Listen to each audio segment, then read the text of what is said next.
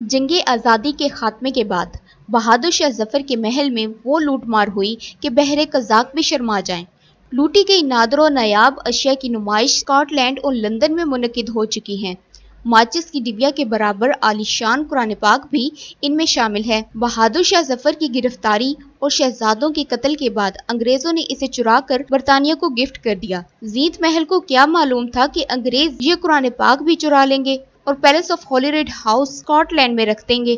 دنیا کے سب سے بڑے ہیرے کوہ نور کی طرح یہ بھی برطانیہ چلا جائے گا۔ اس کے علاوہ بھی 19ویں صدی میں تیار ہونے والے قرآن پاک کے ننھے ترین نسخے بھی وہی محفوظ ہیں۔ اس کے علاوہ بھی 19ویں صدی میں تیار ہونے والے قرآن پاک کے ننھے ترین نسخے بھی وہی محفوظ ہیں۔ ماچس کی ڈبیا کے برابر قرآن پاک۔ برصغیر پاک و ہند کے ننھے سے قرآن پاک کے نسخے کی تیاری کی تاریخ کا علم نہیں، لیکن آخری محل کا تاجدار بہادر شاہ ظفر کی محبوب ملکہ زینت محل نے اپنے لیے تیار کیا تھا۔ ماچس کی ڈبیا 1.8 تا 1.4 انچ کے برابر یہ قرآن پاک خود کو اللہ کے حضور وقف کرنے اور نظم و ضبط میں رہنے کی علامت ہے، بلکہ مہارت و محنت کا عکاس بھی ہے۔ یہ قرآن پاک اتنا چھوٹا ہے کہ لاکٹ سمیت مٹھی میں سما جائے۔ ہیرے اور یاقوت جڑے ہیں، جبکہ لاکٹ کی زنجیر چاندی کی ہے۔ زینت محل اور اس کے شاہی خاندان کو بھکاری بنا کر کالا پانی بھیج دیا گیا اور اس کی دولت سے اپنے محلات بھر لیے۔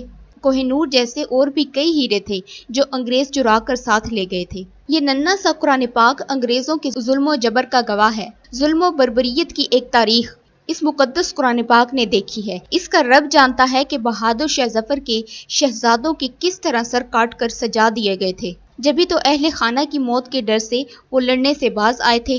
اس قتل عام کے بعد دہلی کی آبادی 6 لاکھ سے کم ہو کر 42,000 رہ گئی تھی۔ یہ تھا انگریزوں کا خوف اور ان کا عوام دوست نظام کہ عوام مرکزی دارالحکومت سے ہی بھاگ نکلے۔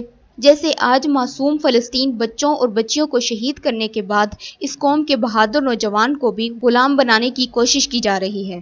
یہی ان کا وتیرہ ہے۔ آخری مغل بادشاہ کی محبوب ملکہ زینت محل کو قرآن پاک سے بے حد پیار تھا۔ وہ اسے اپنے دل کے قریب رکھنا چاہتی تھی، اسی لیے یہ ننھا سا تاریخی قرآن پاک انہوں نے اپنے ساتھ رکھ لیا تھا۔ جب انگریز فوجی افسر نے دھوکے سے انہیں اور ان کے شوہر بہادر شاہ ظفر کو گرفتار کیا تو یہ قرآن پاک ان کے محل میں ہی موجود تھا۔ انگریزی فوج کی جانب سے مار دھاڑ کے دوران بے ادبی کے خوف سے انہوں نے اسے محل میں بحفاظت رکھ دیا تھا۔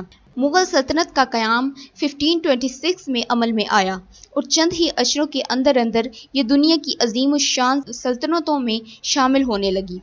اتنی عظیم کہ تاج برطانیہ کی بھی ڈال ٹپکنے لگی اور اس سونے کی چڑیا کو لوٹنے کے لیے آدم کے۔ اسے سونے کی چڑیا مسلمان حکمرانوں نے ہی بنایا تھا۔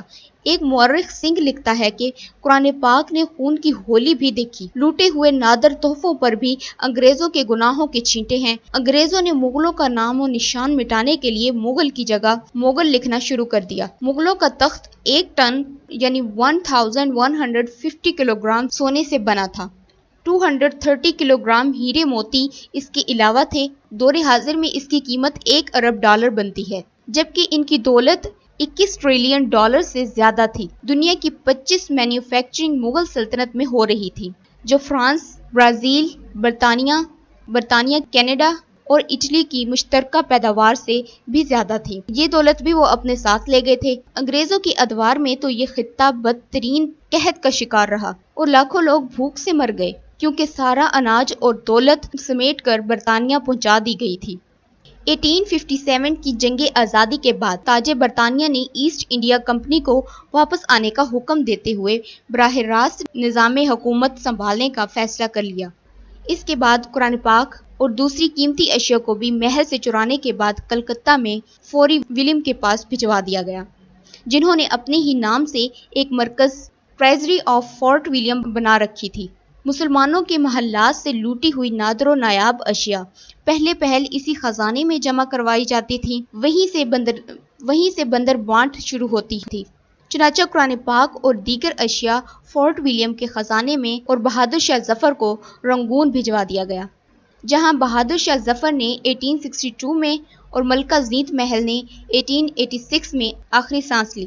جنگ آزادی میں حصہ لینے والے فوجیوں کے قرآن پاک۔ جنگ عظیم اول و دوم کے دوران جب بھی مسلمان فوجی وہاں جاتے تھے تو تلاوت کے لیے قرآن پاک کے چھوٹے چھوٹے نسخے بھی ساتھ لے جایا کرتے تھے۔ یہ بھی انگریزوں نے حاصل کر لیے جو اس وقت برٹش رائل کلیکشن گلاسگو میں رکھے گئے تھے۔ مارگن لائبریری نیو یارک میں بھی متعدد چھوٹے چھوٹے قرآن پاک رکھے گئے ہیں۔ ایک اور قیمتی قرآن پاک کونز میری ڈالر ہاؤس ونڈسر پیلس میں بھی موجود ہے۔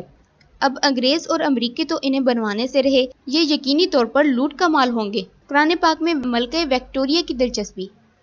ایک فلم میں دکھایا گیا کہ ملکہ وکٹوریہ یہ اسلامی تہذیب میں کافی دلچسپی رکھتی تھی، اس لیے انہوں نے عبد الکریم نامی ایک مسلمان سے اردو زبان کی ٹیوشن بھی لینا شروع کر دی تھی۔ لیکن اگر یہ دلچسپی حقیقی ہوتی تو وہ قرآن پاک واپس کروا دیتی، کیونکہ یہ تلاوت کرنے کے لیے بنائے جاتے ہیں، سجاوٹ کے لیے نہیں۔ یہ گناہ ہے۔ ویڈیو اچھی لگی ہو تو ویڈیو کو لائک اور شیئر ضرور کیجیے گا۔